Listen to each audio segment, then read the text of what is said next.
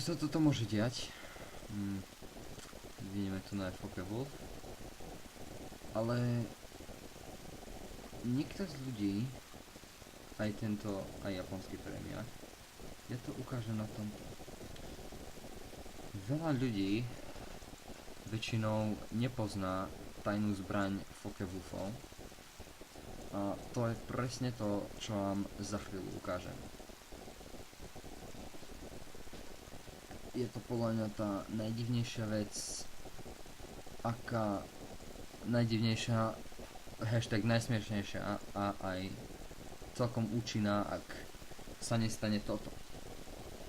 Takže tu je náš úžasný Focke-Wulf, prémiový Rusák. Achtung! Achtung! Au! Nabereme rýchlosť 300.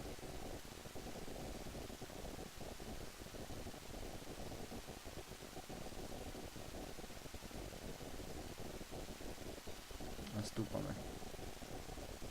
Toto lietadlo má ohromnú stúpavosť. Zase na to. Pozrite. Proste neskutočné. A jo, vystúpame do výšky 1500 metrov. Alebo 1000, to bude stačiť. Takže blížime, nie, 1300, dajme tak.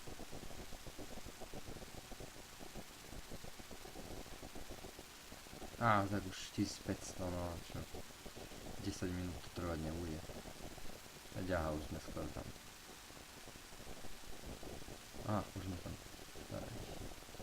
Takže, čo sa teraz stane, dám CTRL, aby som išiel hore, D a Q. A teraz pozerajte a užívajte si show.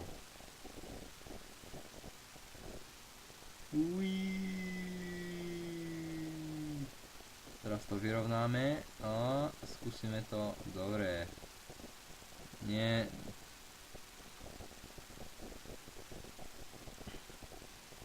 Veľa ľudí nevie, že táto taktika môže byť používaná aj v normálnom lietadle. A teraz to skúsime do druhej strany.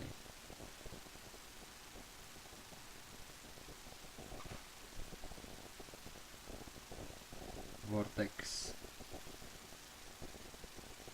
Do the helicopter.